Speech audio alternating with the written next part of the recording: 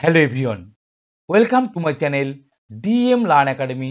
DM learn একাডেমির YouTube প্ল্যাটফর্মে সবাইকে স্বাগত জানাই। বন্ধুরা, আশা করি তোমরা সবাই ভালো আছো। দেখো বন্ধুরা, আজকে চলে এসেছি নতুন একটি গুরুত্বপূর্ণ ভিডিও নিয়ে।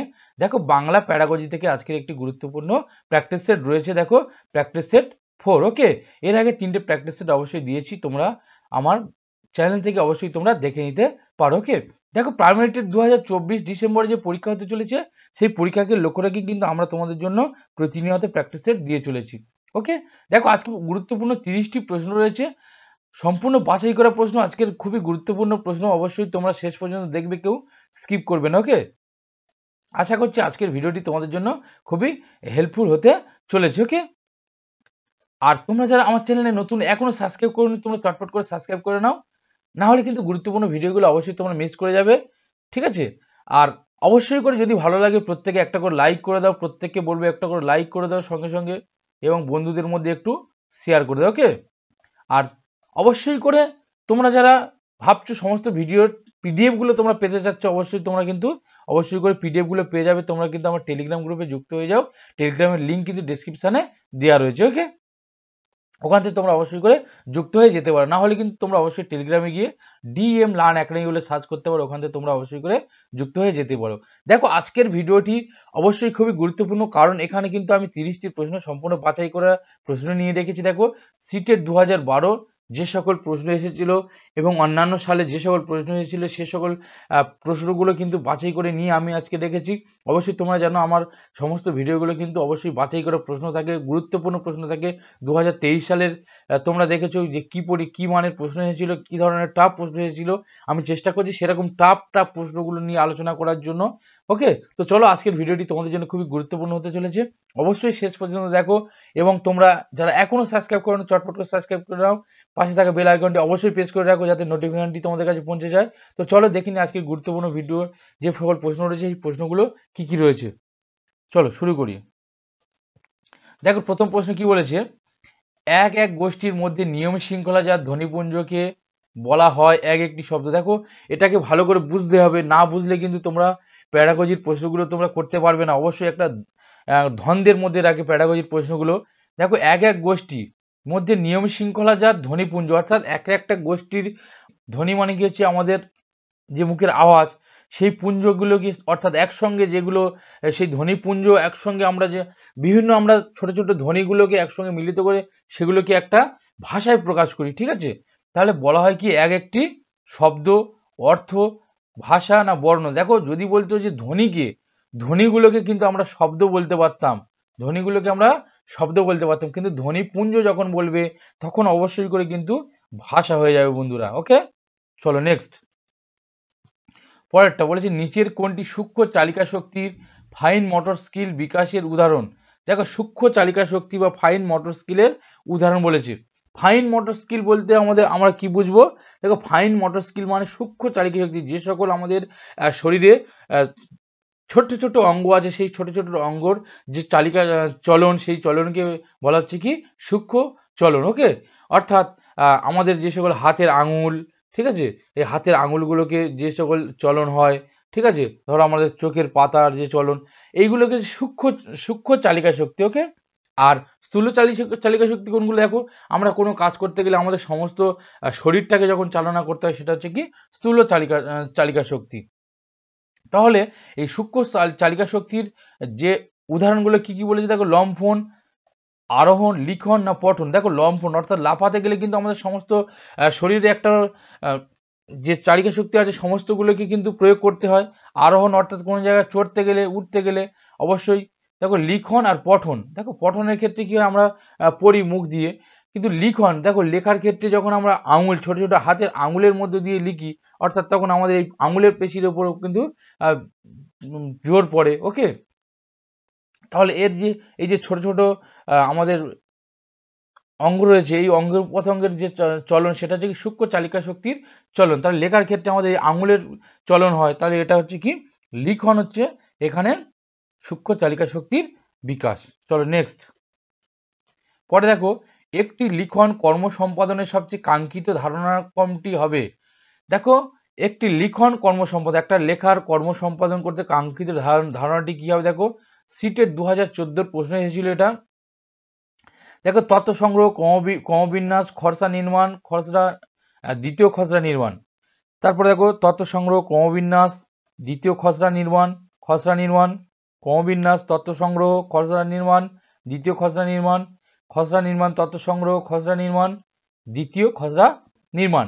এবার দেখো তথ্য সংগ্রহ, ক্রমবিন্যাস, দ্বিতীয় খসড়া নির্মাণ। দেখো একটা লিখন কর্ম সম্পাদন যখন করব আমরা, তখন অবশ্যই আমাদের কিন্তু প্রথমে তথ্য সংগ্রহটা নিতেই হবে, অবশ্যই করে তথ্য সংগ্রহ করতে হবে। তাহলে আমরা দেখো দুটো তথ্য সংগ্রহ আছে, এই দুটোর মধ্যে কোনো একটা হবে, তাহলে আমরা এই দুটোকে এলিমিনেট করে দেব, ঠিক আছে। তাহলে দেখো তথ্য সংগ্রহ দুটো রয়েছে। এবার তথ্য সংগ্রহের মধ্যে আমরা দেখবো, দেখো তথ্য সংগ্রহ, ক্রমবিন্যাস। অবশ্যই প্রথমে তথ্য সংগ্রহ হবে, তারপরে কি করতে হবে, সেগুলোকে ক্রমে বিন্যাস করতে হবে। ওকে, তাহলে দুটো আছে। তারপর তৃতীয় নম্বর দেখবো, দেখো খসড়া নির্মাণ, দেখো এখানে দ্বিতীয় খসড়া নির্মাণটা আগে দিয়েছে, কিন্তু কোনোভাবে দ্বিতীয় খসড়া নির্মাণটা আগে হয় না, আগে প্রথম একটা খসড়া নির্মাণ করতে হয়, তারপরে দ্বিতীয় খসড়া নির্মাণ। ওকে, চলো তাহলে প্রথম উত্তরটা কি হয়ে গেল, দেখো এরটা। নেক্সট পরেরটা দেখো, বলছে আদর্শ পাঠের একটি গুণ হলো, দেখো আদর্শ পাঠের গুণ কি, কোনো কিছু পড়তে পারা, কোনো কিছু বলতে পারা, কোনো কিছু লিখতে পারা, অর্থ উপলব্ধি করতে পারা। বন্ধুরা অবশ্যই তোমরা কমেন্টে উত্তরগুলো যদি জানো, তোমরা অবশ্যই সেখানে কমেন্টে জানাও। দেখো তোমাদের কতগুলো প্রশ্নের উত্তর সঠিক হচ্ছে, এবং তোমরা যারা একমাত্র চ্যানেলে এখনো নতুন, তোমরা সাবস্ক্রাইব করো না, তোমরা চটপট করে সাবস্ক্রাইব করে নাও, নাহলে কিন্তু গুরুত্বপূর্ণ ভিডিওগুলো তোমরা অবশ্যই করে কিন্তু মিস করে যাবে। ওকে, দেখো আদর্শ পাঠ অবশ্যই কোনো পাঠের অর্থ উপলব্ধি করে পড়াটাকে বলা হচ্ছে কি আদর্শ পাঠ। আমি কোনো পাঠ একটা পড়ছি, সেই পাঠটা যদি আমি অর্থ উপলব্ধি না করতে পারি, তাহলে সেটা কিন্তু আদর্শ পাঠ হতে পারে না সেই পাঠের মধ্যে দিয়ে। তাহলে এখানে সঠিক উত্তর কি হবে, দেখো অর্থ উপলব্ধি করা হচ্ছে কি আদর্শ পাঠের একটি গুণ। ওকে, চলো নেক্সট 5 নম্বর কি বলেছে, দেখো শ্রেণীকক্ষে পাঠ্য বিষয় চিত্রলেখ অর্থাৎ গ্রাফিক্স, চলচ্চিত্র অর্থাৎ অ্যানিমেশন এবং ধ্বনি একীকরণ কোন বিষয়ে সর্বাপেক্ষা গ্রহণযোগ্য। দেখো শ্রেণীকক্ষে কোনো পাঠ্য বিষয় চিত্রলেখক বা গ্রাফিক্স, চলচ্চিত্র বা অ্যানিমেশন এবং ধ্বনি একীকরণের কোন বিষয় সর্বাপেক্ষা গ্রহণযোগ্য। দেখো বহু মাধ্যম বা মাল্টিমিডিয়া, নীতি শিক্ষামূলক বর্ণনা, পাঠ্য বিষয়গত বিশ্লেষণ, অনুসন্ধানমূলক শিক্ষা। দেখো যখন শ্রেণীকক্ষে পাঠ্য বিষয়ের ক্ষেত্রে অবশ্যই করে গ্রাফিক্স চলচ্চিত্র বলেছে, এই গ্রাফিক্স চলচ্চিত্র অবশ্যই করে কি একটা মাল্টিমিডিয়ার বিষয়, তোমরা সবাই জানো, ঠিক আছে। তাহলে সেখানে সঠিক উত্তরটি কি হয়ে যাবে, দেখো বহু মাধ্যম বা মাল্টিমিডিয়া। চলো নেক্সট 6 নম্বর প্রশ্ন কি বলছে, দেখো পাঠ্যসূচি রচনার সময় শিক্ষাদানের কোন মূল নীতিগুলির উপর গুরুত্ব দেওয়া দরকার। দেখো একটা পাঠ্যসূচি রচনা করা হবে, সেই রচনার সময় কোন কোন নীতিগুলির উপর গুরুত্ব দিতে হবে। দেখো জানা থেকে অজানার দিকে, অবশ্যই কিন্তু শিক্ষার্থীদের ক্ষেত্রে জানা থেকে অজানার দিকে নিয়ে যেতে হবে, কারণ যদি আমরা প্রথমে অজানাটা দিয়ে দিই, তাহলে শিক্ষার্থীরা প্রথমবারই কিন্তু তারা ঘাবড়ে যাবে এবং তাদের কনফিডেন্সটা লো হয়ে যাবে। ওকে, তারপরে দেখো সহজ থেকে জটিল, অবশ্যই সহজ থেকে জটিলের দিকে যেতে হবে, তাহলে দুটি জায়গায় ঠিক। তারপরে দেখো মূর্ত থেকে বিমূর্ত, অবশ্যই মূর্ত থেকে বিমূর্তর দিকে যেতে হবে। একদম আমরা প্রথমে কোনোভাবেই শেখানোর ক্ষেত্রে হোক বা পাঠ্যসূচি রচনার ক্ষেত্রে কোনোভাবেই আমরা বিমূর্ত দিয়ে কিন্তু শুরু করতে পারি না। অবশ্যই আমাদেরকে প্রথমে মূর্ত বস্তু থেকে কিন্তু আমাদেরকে পড়ানো বলো বা টিচিংয়ের ক্ষেত্রে বা পাঠ্যসূচি রচনার ক্ষেত্রে কিন্তু মূর্ত কোনো বস্তুটাকে আমাদের সবসময় আগে রাখতে হবে, তারপরে বিমূর্তর দিকে যেতে হবে। তাহলে এটাও সঠিক, তাহলে আমাদের এখানে দেখো সবগুলি সঠিক উত্তর হয়ে গেল। চলো নেক্সট 7 নম্বর প্রশ্ন কি বলছে, দেখো শিশুদের লেখা শেখানোর সময় একজন শিক্ষক হিসাবে আপনি কি করবেন। দেখো শিশুদের লেখা শেখানোর সময় একজন শিক্ষক হিসেবে আপনি কি করবেন। শিশুদের ভাষার বর্ণমালা লিখতে বলা হবে, শিশুদের তাদের ভাবনা চিন্তা লেখার সুযোগ দেওয়া হবে, শিশুদের প্রথমে একটি অনুচ্ছেদ মুখস্থ করতে বলা হবে, তারপর সেই অনুচ্ছেদটি সুন্দর হাতে লেখা লিখতে বলা হবে, শিশুদের ব্ল্যাকবোর্ড থেকে লেখা দেখে অক্ষরগুলো খাতায় লেখার সুযোগ দেওয়া হয়। দেখো বলেছে একজন শিক্ষক হিসেবে লেখা শেখানোর সময় আপনি কি করবেন। অবশ্যই দেখো যে কোনো শিক্ষক মহাশয় বা যে কোনো ক্ষেত্রে লেখা শেখানোর সময় অবশ্যই করে কিন্তু মাথায় রাখতে হবে শিক্ষার্থীদের মধ্যে, তাদের মনের মধ্যে গিয়ে কি চিন্তা ভাবনা রয়েছে। ওকে, তাদের সৃজনশীলতার বিকাশটা কিন্তু অবশ্যই করে বের করে আনতে হবে, তাহলে তাদের চিন্তা ভাবনা যে লেখার তাদেরকে বলতে হবে যে তোমাদের মধ্যে কি রয়েছে, তোমাদের চিন্তাভাবনাটা তোমরা অবশ্যই লিখে দেখাও। ওকে, তাদের অ্যাক্টিভিটি অর্থাৎ সক্রিয় অংশগ্রহণটাই বড় জরুরি, তাদের মনের মধ্যে কি রয়েছে সেটাকে কিন্তু প্রকাশ করা বড় জরুরি। চলো নেক্সট 8 নম্বর প্রশ্ন কি বলেছে দেখো, আপনার এক সহযাত্রী ট্রেনে জানালার পাশের আসনটিতে বসে আছেন, আপনি চান যে তিনি জানালাটি বন্ধ করে দিন, কিভাবে আপনি তাকে অনুরোধ জানাবেন তা বেছে লিখুন। দেখো এখানে আপনি কিভাবে অনুরোধ জানাবেন বলেছে, 4টে অপশন দেখো। অনুগ্রহ করে জানালাটি বন্ধ করুন, আপনি কি জানালাটি বন্ধ করতে পারবে না? আপনার পক্ষে কি জানালাটি বন্ধ করে দেওয়া সম্ভব হবে? আমার জানালাটি বন্ধ করতে দিন। অবশ্যই দেখো এখানে আমরা 4টে অপশন পড়ে একদম বুঝতে পারছি সবসময় আমরা কি করব, তাকে একটা অনুরোধের জায়গা তৈরি করে কিন্তু তাকে আমরা আবেদন করব। তাহলে সেখানে আমরা কি বলতে পারি যে অনুগ্রহ করে আপনি জানালাটি বন্ধ করুন। ওকে, চলো নেক্সট পরেরটা কি বলছে দেখো, স্থলপদ্ম শব্দটির উচ্চারণ শেখানোর জন্য আপনি, দেখো স্থলপদ্ম উচ্চারণ শেখানোর জন্য কি করুন, অন্যতম পন্থা হিসেবে বাংলা ভাষার অনুরূপ একটি শব্দ ব্যবহারের জন্য শিক্ষার্থীদের উৎসাহিত করবেন। শব্দটির অর্থ নিজে জেনে শিক্ষার্থীদের জানাবেন। উচ্চারণ অভিধান ব্যবহার করবেন। শিক্ষার্থীদের শোনানোর জন্য শব্দটি মুখে বলবেন। শিক্ষার্থীদের বলবেন যে শব্দটি দেশি শব্দ নয়। এটা কিন্তু কোনোভাবেই হবে না যে দেশি শব্দ নয় বলে এটাকে আমরা উচ্চারণ শেখাবো না, সেক্ষেত্রে এটা কিন্তু কোনোভাবেই কিন্তু অ্যাকসেপ্টেবল নয়। ওকে, এবার দেখো সবসময় কি উচ্চারণ শেখানোর ক্ষেত্রে উচ্চারণটাকে আমাদের বলতে হবে এবং অভিধান ব্যবহার করতে হবে এবং শব্দটাকে তাদেরকে জোরে জোরে কিন্তু অবশ্যই করে শোনাতে হবে। ঠিক আছে, তাহলে সঠিক উত্তরটি গেল দেখো সিটটা। ওকে, দেখো নিজে জেনে শিক্ষার্থীদের জানাবেন, শব্দের অর্থ নিজে জেনে শিক্ষার্থীদের জানাবেন, এটা তো কোনোভাবেই নয়। তারপরে দেখো অন্যতম পন্থা হিসেবে বাংলা ভাষা অনুরূপ একটি শব্দ ব্যবহার শিক্ষার্থীদের উৎসাহিত করবেন, এটাও না। ওকে, চলো নেক্সট পরেরটা দেখো 10 নম্বর প্রশ্ন কি বলেছে, সামাজিক দৃষ্টিভঙ্গির দিক থেকে মাতৃভাষার ভূমিকা কি? দেখো সামাজিক দৃষ্টিভঙ্গির মাতৃভাষার ভূমিকা সুনাগরিকতার শিক্ষাদান করা, সামাজিক গুণাবলীর সুষম বিকাশ ঘটায়, প্রগতিশীল চিন্তাধারার সঙ্গে পরিচয় করা, সবগুলি ঠিকই। দেখো সামাজিক দৃষ্টিভঙ্গির দিক থেকে মাতৃভাষার ভূমিকা অবশ্যই করে দেখো বন্ধুরা, মাতৃভাষার ভূমিকা একটা সুনাগরিকতার শিক্ষাদান কিন্তু অবশ্যই মাতৃভাষার মাধ্যমে পায়। সামাজিক গুণাবলীর বিকাশ কিন্তু মাতৃভাষার মাধ্যমে হয়। আবার প্রগতিশীল চিন্তাধারার সঙ্গে পরিচয় কিন্তু অবশ্যই মাতৃভাষার মাধ্যমে হয়। তাহলে এখানে দেখো সঠিক উত্তরটি হয়ে গেল ডিট। ওকে, চলো নেক্সট দেখো প্রামাণিক শ্রবণ বা অথেন্টিক লিসেনিং অর্থে বোঝায়। অথেন্টিক লিসেনিং একদম মানে সঠিক ক্ষেত্রে যে বা প্রামাণিক শ্রবণ, সঠিক লিসেনিং সেটা কি একজন শিক্ষকের বলা প্রায় লিখিত বক্তৃতা শ্রবণ, বিশেষ কাজ করার জন্য প্রয়োজনীয় বিশিষ্ট জ্ঞাতব্য বিষয়গুলিকে অনুধাবন করার উদ্দেশ্যে একাগ্রভাবে শোনা, শ্রবণ স্তরের সেই অবস্থা যেখানে শ্রোতা একটি কাজ সম্পন্ন করেন, মুখে বলা বা রেকর্ড করা একটি স্বাভাবিক স্বচ্ছন্দ কথাবার্তাকে শোনা। অথেন্টিক শ্রবণ কখন হবে বন্ধুরা? দেখো অবশ্যই করে তোমরা জানো যে অথেন্টিক শ্রবণ হতে গেলে কিন্তু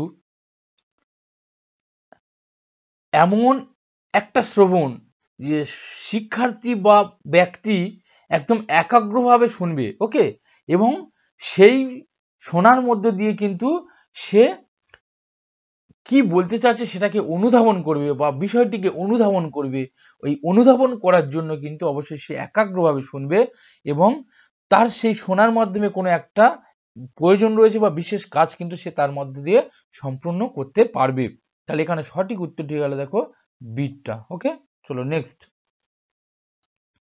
12 নম্বর প্রশ্ন কি বলেছে দেখো, এই কার্যাবলীতে শিক্ষার্থীদের একটি সম্ভাব্য উত্তর তালিকা থেকে সঠিক উত্তরটি একটি শিরোনাম সহ বেছে নিতে বলা হলো। দেখো এখানে শিরোনাম সহ বেছে নিতে বলা হয়েছে।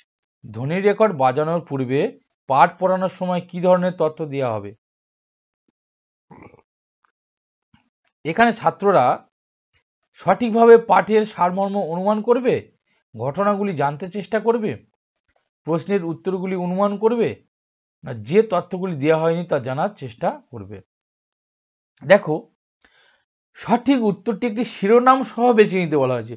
যখন কোনো শিরোনাম সহ বেছে নিতে বলা হবে অবশ্যই কিন্তু তাকে এই পাঠের সারমর্মটাকে অনুধাবন করতে হবে বা অনুমান করতে হবে। সেই অনুমান করার মধ্য দিয়ে তাকে কিন্তু একটা শিরোনাম কিন্তু অবশ্যই দিতে হবে। তাহলে এখানে সঠিক উত্তরটি কি হবে? দেখো পাঠের সারমর্ম অনুমান করা।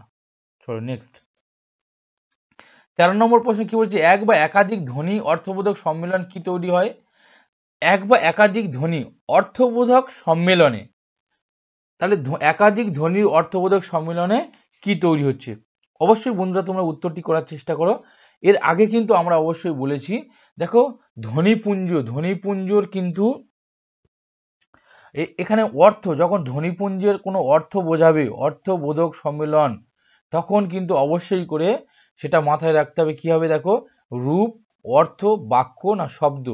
অবশ্যই ধ্বনির যে অর্থবোধক সম্মেলন, সেখানে কিন্তু অবশ্যই শব্দ তৈরি হবে। ওকে, চলো নেক্সট। একক সংলাপ বা স্বাগত ভাষণের 3টি উপবৈশিষ্ট্য কি? দেখো একক সংলাপ বা স্বাগত ভাষণ, বক্তার সিদ্ধান্ত নির্ণয়, স্বরভঙ্গি, পূর্বাপর বিষয় সম্পর্ক রচনার দক্ষতা, দৈহিক ভঙ্গির সিদ্ধান্ত, অনুমতি, বক্তার উপস্থিতি বা চেহারা। দেখো স্বাগত ভাষণে কোনো সিদ্ধান্ত কি আসে? কোনোভাবেই কিন্তু নয়, তাহলে এটাকে আমরা এলিমিনেট করে দিলাম। স্বরভঙ্গি, কণ্ঠস্বরের বৈশিষ্ট্য, দ্রুত বা গতি, কণ্ঠস্বরের বৈশিষ্ট্য, স্টাইল, চেহারার বক্তার চেহারা, এটা স্টাইল বক্তার চেহারা কোনোভাবেই নয়। দেখো পরে রয়েছে বক্তার সিদ্ধান্ত নির্ণয়। একটু আগে আমি বললাম যে সিদ্ধান্ত কিন্তু স্বাগত ভাষণের ক্ষেত্রে বা একক সংলাপের ক্ষেত্রে কিন্তু কোনোভাবেই স্বাগত ভাষণের ক্ষেত্রে কিন্তু গড়ে ওঠে না। ওকে, ঠিক আছে। দেখো আর অবশ্যই করে একক সংলাপ অর্থাৎ একার যে সংলাপ বা স্বাগত ভাষণ, সেখানে একটা স্বরের ভঙ্গি থাকবে, তার কণ্ঠস্বরের বৈশিষ্ট্য থাকবে, যেহেতু সে প্রথমে স্বাগত ভাষণ দেবে। দ্রুত গতি অর্থাৎ সে অনর্গল ভাবে কিন্তু অবশ্যই বলে যাবে। ওকে, তাহলে এখানে সঠিক উত্তর কি হলো? 14 সিটটা। চলো নেক্সট। 15 নম্বর প্রশ্ন কি বলছে, দেখো নিম্নলিখিতের মধ্যে কোন পদ্ধতিটি শিশুদের ভাষা শিক্ষার জন্য আদর্শ নয়? কোনটা আদর্শ নয়? নেগেটিভ কোশ্চেন বলেছে, অবশ্যই দেখো নেগেটিভ যখন বলবে মাথায় রাখতে হবে কোনগুলো আদর্শ, সেগুলো আমরা খুঁজে বের করব। অবশ্যই বন্ধুরা তোমরা আমার চ্যানেলে যারা নতুন এখনো সাবস্ক্রাইব করো না, তোমরা চটপট করে সাবস্ক্রাইব করে নাও। যদি ভালো লাগে একটু প্রত্যেকে লাইক করে দাও, সঙ্গে সঙ্গে বন্ধুদের মধ্যে একটু শেয়ার করে দাও, এবং যদি কোথাও কোনো সমস্যা থাকে কমেন্টে অবশ্যই করে জানাও। ওকে, দেখো বলেছে নিম্নলিখিতের মধ্যে কোন পদ্ধতিটি শিশুদের ভাষা শিক্ষার জন্য আদর্শ নয়? গান ও ছড়ার মাধ্যমে, শব্দ ছোট বাক্য ব্যবহারের মাধ্যমে, বর্ণমালার মধ্যে থাকা অক্ষর শিক্ষার মাধ্যমে, বাচিক ব্যবহারের মাধ্যমে। শিশুদের ভাষা শিক্ষার জন্য আদর্শ নয়। দেখো গান ছড়ার মাধ্যমে, শব্দ ও ছোট বাক্য ব্যবহারের মাধ্যমে, বর্ণমালার মধ্যে থাকা অক্ষর শিক্ষার মাধ্যমে, আর বাচিক ব্যবহারের মাধ্যমে। দেখো অবশ্যই করে গান ও ছড়ার মাধ্যমে কিন্তু অবশ্যই ভাষা শিক্ষার একটা আদর্শ বিষয় হতে পারে।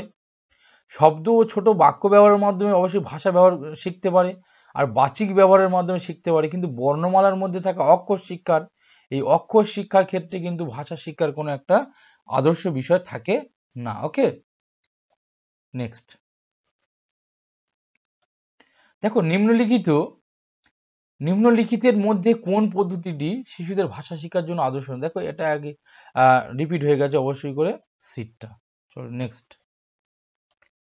17 নম্বর প্রশ্ন কি বলছে, যদি, যত, যেমন, যখন এই সব সম্ভাবনাবাচক শব্দগুলি যখন ব্যবহার করি তখন। দেখো সিটের 2012 প্রশ্ন, যদি, যত, যেমন, যখন এই সকল অব্যয়গুলো আমরা যখন ব্যবহার করি কি, দেখো একটি কার্যকারণ সূত্র সূচিত হয়, পরের শব্দগুলি অর্থবোধক স্পষ্ট করে, বাক্যের মধ্যে তাদের অবস্থান নির্ণয় করে, তাদের সম্পূর্ণ অর্থ সূচিত হয়। যদি, যত, যখন, তেমন এগুলো কিন্তু তাদের কোনোদিন সম্পূর্ণ অর্থ সূচিত হয় না। ওকে, দেখো যদি তুমি আসো তাহলে আমি যাব। দেখো যদি তুমি আসো তাহলে আমি যাব, অর্থাৎ তুমি যদি আসো তাহলে আমি যাব, তুমি না এলে কিন্তু আমি যাব না। তাহলে পরের যে শব্দগুলোর তার কিন্তু একটা অর্থ প্রকাশ করে তুলছে, যেমন যদি তুমি আসো তাহলে আমি যাব। ওকে, তাহলে এখানে এই পরের শব্দগুলোর কিন্তু একটা অর্থের একটা স্পষ্টতা এখানে আমরা দেখতে পাচ্ছি। যদি, যত, যেমন, হ্যাঁ, যখন এগুলো কিন্তু অবশ্যই করে পরের শব্দগুলোকে কিন্তু স্পষ্ট করে তোলে। ওকে, চলো নেক্সট। বলছে মানুষের চিন্তা ও সক্রিয় যোগাযোগ, লিখন, কথন মুখ্য যোগসূত্র হলো উচ্চারণ, ক্যাপিটালাইজেশন এবং বিরাম চিহ্ন, স্বরভঙ্গি, শ্বাসাঘাত, ব্যাকরণ, গঠন শৈলী। দেখো মানুষের চিন্তা ও সক্রিয় যোগাযোগের লিখন ও কথন এর মুখ্য যোগসূত্র কি? এর মুখ্য যোগসূত্র, লিখন ও কথনের মুখ্য যোগসূত্র যেটা, সেটা হচ্ছে ব্যাকরণের গঠন শৈলী। অর্থাৎ যে যত ভালো ব্যাকরণটাকে রপ্ত করতে পারবে তার কিন্তু ভাষার দক্ষতা, যোগাযোগটা, তার চিন্তার লিখন ও কথা বলার ক্ষেত্রে কিন্তু একটা গুরুত্বপূর্ণ বিষয় হয়ে দাঁড়াবে। ওকে, চলো নেক্সট।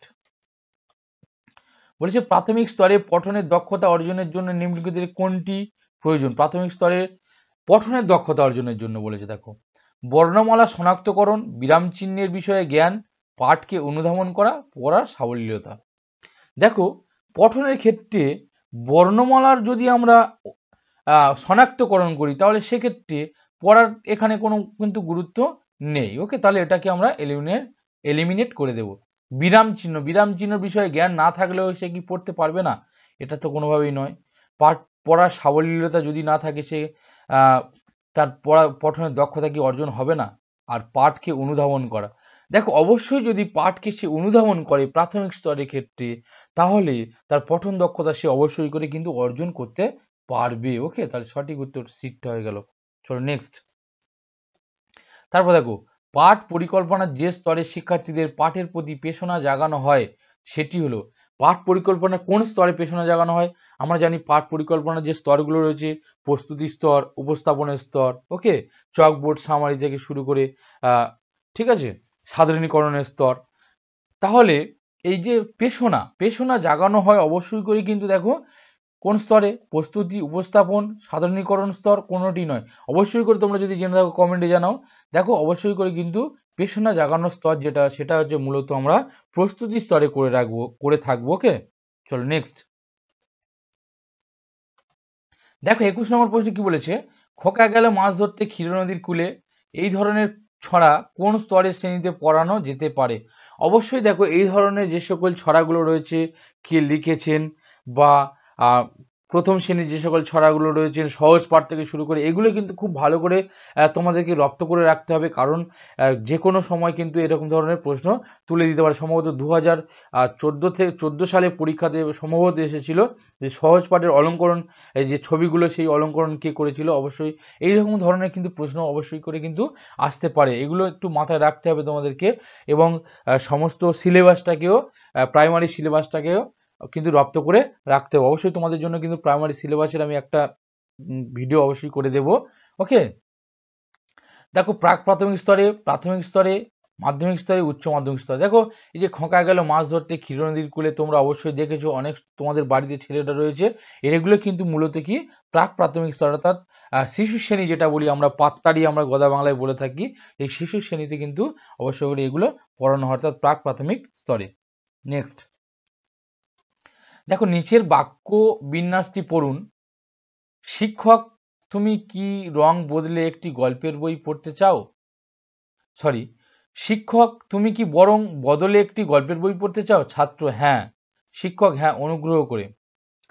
এবার বলেছে দেখো শিক্ষক ছাত্রকে ভাষার বিকল্প কাজ শেখাচ্ছেন, ভাষাকে স্পষ্টতর সঙ্গে সম্পর্কযুক্ত করছেন, বিনম্রভাবে পাঠ শুরু করবার নির্দেশ দিচ্ছেন।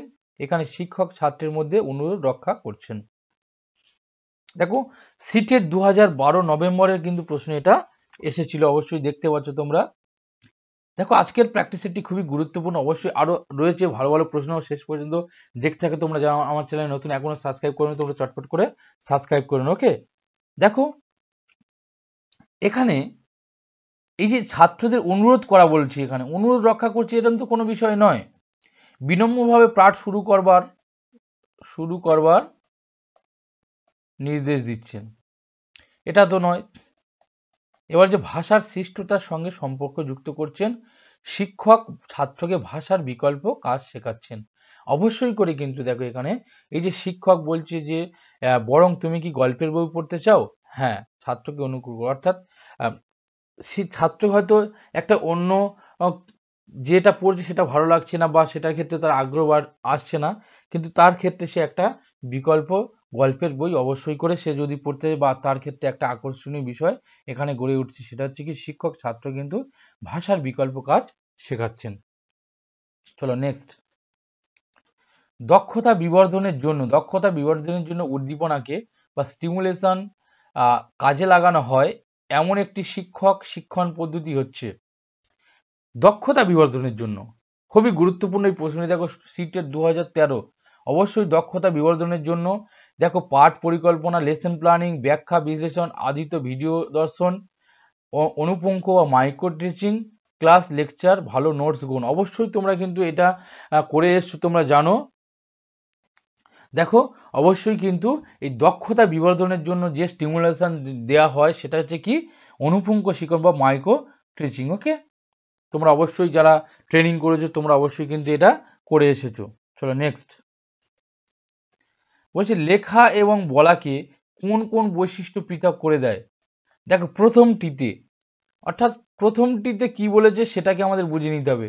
সাধারণত দ্বিমুখ, মুক্ত, ওপেন এন্ডেড হয়, অতিসাহ্য বা অতিরেক পুনরাবৃত্তি থাকে না, অনর্গল বলা, পাকপটুতা, ভিত্তিক কার্য তৎপরতা থাকে, ব্যাকরণিক গঠন খুবই নিবিড়ভাবে অনুসরণ করা হয় না। দেখো লেখার ক্ষেত্রে প্রথমটিতে যেহেতু বলেছে তাহলে আমাদেরকে প্রথমটিকে মার্ক করতে হবে, যেহেতু লেখার বলা তাহলে লেখাটা হচ্ছে প্রথমে। দেখো এখানে লেখার ক্ষেত্রে অবশ্যই কিন্তু ব্যাকরণিক গঠনটা অনুসরণ করতে হয়, কিন্তু এখানে না বলেছে, তাহলে এটা কিন্তু সঠিক নয়। অনর্গল বলা, বাকপটুতা, ভিত্তিক কার্য তৎপরতা, এখানে যেহেতু লেখা বলেছে অনর্গল বলা ক্ষেত্রে এখানে কোনো গুরুত্বপূর্ণ নয়। তারপরে দেখো অতিসাহ্য বা অতিরেক পুনরাবৃত্তি থাকে না।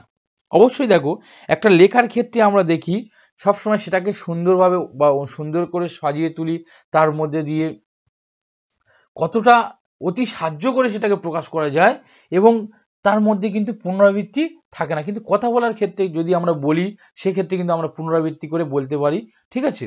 তাহলে লেখার ক্ষেত্রে কিন্তু পুনরাবৃত্তি থাকে না, তাহলে এটা হয়ে গেল আমাদের সঠিক। আরেকটা দেখে নেবো, দেখো সাধারণত দ্বিমুখ, মুক্ত হয়, ওপেন এন্ডেড না। দেখো লেখাটা কেবল ওপেন এন্ডেড হবে এরকম কোনো বিষয় নয়। ওকে, তাহলে সঠিক উত্তরটি হয়ে গেল দেখো বিটটা। চলো নেক্সট। 25 নম্বর প্রশ্ন কি বলছে, দেখো শিক্ষক শিক্ষিকা ভিডিওর মাধ্যমে ব্যাকরণগত গঠন ও নিয়মের নির্দেশ দিচ্ছেন যোগাযোগ দক্ষতাকে আরো সক্রিয় করে তুলতে শিক্ষার্থীর লেখা বা বলার সময় এই নির্দেশ পালন করবে। এই প্রচেষ্টাটি হলো দেখো সংকোচনমূলক, কন্ট্রাকটিভ, আরোহী ইন্ডাকটিভ, অবরোহী ডিডাকটিভ, সংক্ষেপাত্মক রিডাকটিভ। তাহলে দেখো সংকোচনমূলক, অবরোহী, আরোহী, সংক্ষেপাত্মক, ওকে, কন্ডাকটিভ, ইন্ডাকটিভ, ডিডাকটিভ আর রিডাকটিভ। এবারে দেখো সিটের 2014 প্রশ্ন ছিল এটা, অর্থাৎ শিক্ষক মহাশয় বা শিক্ষিকা ভিডিওর মাধ্যমে ব্যাকরণগত নিয়মের নির্দেশ দিচ্ছেন। অর্থাৎ ভালো করে বুঝতে হবে এখানে প্রশ্নটার মধ্যে কিন্তু উত্তর লুকিয়ে আছে। ভিডিওর মাধ্যমে দিচ্ছে অর্থাৎ প্রথমে কিন্তু একটা উদাহরণ দিচ্ছে, সেই উদাহরণ দেওয়ার মধ্য দিয়ে কিন্তু আস্তে আস্তে ধীরে ধীরে সে যোগাযোগ দক্ষতাকে সক্রিয় করে তুলতে চাচ্ছে। তাহলে যখন একটা উদাহরণের মাধ্যমে একটা আমরা সাধারণীকরণে পৌঁছে যাই তখন সেটা কি হয়, তখন অবশ্যই করে কিন্তু সেটা আরোহী হয়। ওকে, চলো নেক্সট। যে কোনো দুটি বর্ণকে কোন দুটি বর্ণকে অন্তস্থ বর্ণ বলা হয়, কোন দুটি বর্ণকে অন্তস্থ বর্ণ বলা হয়। দেখো মধ্যাহ্নস্য, দন্তেস্য, অন্তর্য এবং হবে ব, দন্তেন্ন এবং মো, অন্তর্য এবং র। দেখো অবশ্যই করে তোমাদেরকে এই প্রশ্নটা আমি কেন রেখেছি, দেখো বিগত বছরে বা 2022 সালের কথা যদি আমরা দেখি বা তার সিলেবাসটা যদি আমরা দেখি, সেই সিলেবাসের ক্ষেত্রে কিন্তু ব্যাকরণটাকে সম্পূর্ণভাবে কিন্তু উজ্জ্ব করা হয়েছিল। কিন্তু 2023 সালে যে পরীক্ষাটা হয়েছে দেখো সেখানে কিন্তু ব্যাকরণের কথা কিছু বলা হয়নি, কিন্তু যে প্রশ্নগুলো এসেছিল ব্যাকরণটা যেভাবে ওখানে ইনপুট করা হয়েছে সেই ব্যাকরণটা কিন্তু অনেক ছেলেরা ঘাবড়ে গেছে। বিশেষ করে সেক্ষেত্রে আমাদেরকে কিন্তু ব্যাকরণটাকে আর ছেড়ে দিলে হবে না, ব্যাকরণটাকে সঙ্গে ভালো করে নিতে হবে এবং ব্যাকরণের উপর ভালো প্রেসারও দিতে হবে। ওকে, এবারে দেখো অন্তস্থ বর্ণ, দেখো বর্ণগুলোকে আমরা বিভিন্ন ভাগে ভাগ করেছি। দেখো আমরা প্রথমে যে সকল বর্গ রয়েছে আমরা জানি কটা বর্গ রয়েছে, 5টা বর্গ, ক বর্গ, চ বর্গ, ট বর্গ, ত বর্গ, ক চ ট ত প, অর্থাৎ ক বর্গ, চ বর্গ, ট বর্গ, প বর্গ আর ট বর্গ। ওকে, আর আবার এই বর্গের যে সকল বর্ণ রয়েছে বা অন্যান্য যে সকল বর্ণ রয়েছে সেই বর্ণকে আমরা অনেক রকম ভাবে ভাগ করি, যেমন উষ্ম বর্ণ, ওকে, অন্তস্থ বর্ণ, অযোগবাহ বর্ণ, অঘোষ বর্ণ, অল্পপ্রাণ, মহাপ্রাণ, ওকে, কণ্ঠবর্ণ, তালব্য বর্ণ, মূর্ধন্য বর্ণ, দন্তবর্ণ। এই যে বর্ণগুলো রয়েছে অবশ্যই তোমরা বর্ণগুলোকে ভালোভাবে করে রাখবে। ওকে, কারণ যেহেতু প্যাসেজ তুলে প্রশ্ন হয়, সেই প্যাসেজ থেকে হয়তো কোনো একটা অক্ষর, দুটো অক্ষর তুলে দিয়ে বলে এটা কি বর্ণ বলতেও পারে। আর অন্তস্থ বর্ণ আমরা যেটা জানি কি হচ্ছে, অবশ্যই কি অন্তর্য র ল ব।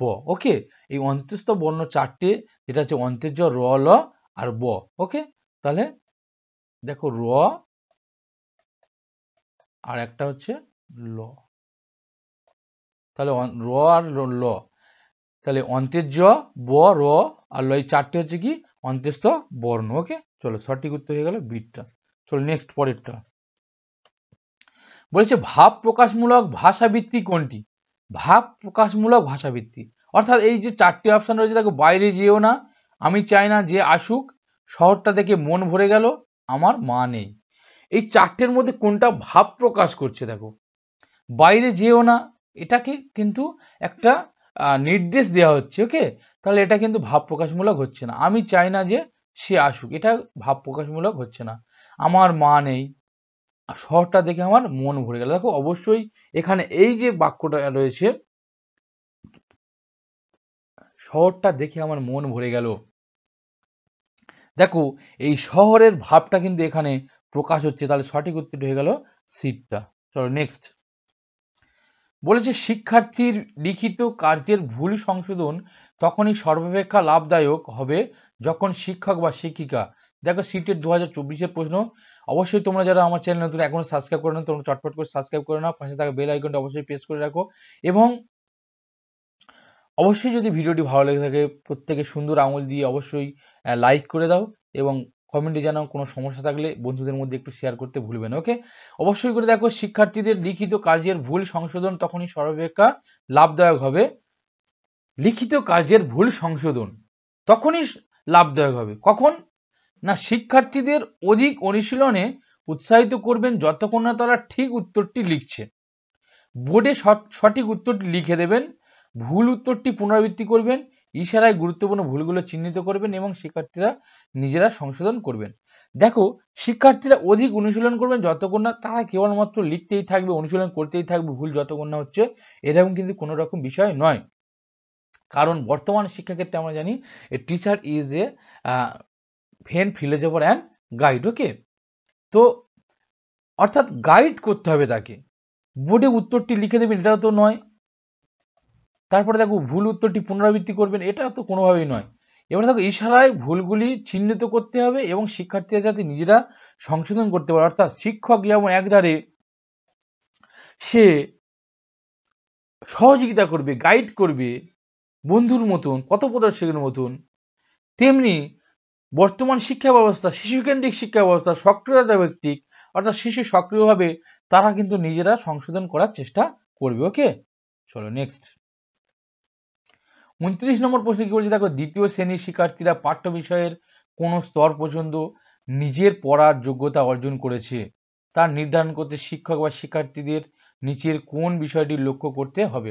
অর্থাৎ তারা কোন স্তর বিষয় পর্যন্ত পড়ার যোগ্যতা অর্জন করেছে সেটা নির্ণয় করতে কোনটা আমরা দেখো লক্ষ্য করব, সংযোগ স্থাপনের জন্য সর্বনাম ও সংযোজকমূলক অব্যয়ের ব্যবহার, বর্ণনার সাথে অনুচ্ছেদটির গঠনগত বৈশিষ্ট্যকে মেলানো, অনুচ্ছেদ সারমর্মের উপস্থাপনা, ছাপার অক্ষরগুলো চিনবে, যেখানে অসুবিধা হয় সেখানে আঙুলের সাহায্যে দেখাবে।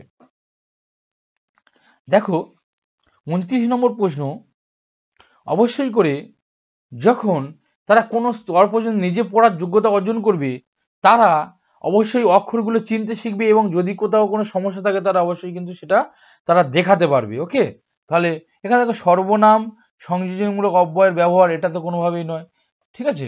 কেবলমাত্র তারা সংযুক্ত সর্বনামের ব্যবহার হচ্ছে সংযুক্ত অব্যয়ের ব্যবহার যদি তারা শেখে, তাহলে সে কিন্তু যে সঠিকভাবে তার শেখা হয়েছে বা যোগ্যতা অর্জন করেছে সেটা বোঝা যাবে না। বর্ণনার সাথে অনুচ্ছেদটির গঠনগত বৈশিষ্ট্য মেলানো এটাও নয়। আর সারমর্মর উপস্থাপনা যদি করতে পারে, সে যে সব শিখে ফেলেছে তা কিছু নয়। এবার দেখো ছাপার অক্ষরগুলো অবশ্যই চিনতে পারবে, সে অক্ষরগুলো চিনে পড়ে বলতে পারবে যে কি রয়েছে এটা, এবং যেখানে অসুবিধা হবে সে যদি দেখাতে পারে তাহলে ভাববো যে অবশ্যই সে কিন্তু একটা নিজে পড়ার একটা যোগ্যতা অর্জন করেছে। যেহেতু নিজে পড়ার যোগ্যতা অর্জনের জায়গা এখানে বলেছে, তাহলে সে যখন পড়ে চিনতে পারবে, চিনে সেগুলো পড়তে পারবে এবং অসুবিধা হলে সে আঙুল দিয়ে দেখাতে পারবে যে এটা কি ওটা কি, এই বানানটা কি, এই পড়ার এটা কি বলেছে, এটা কি বলেছে বলে দাও।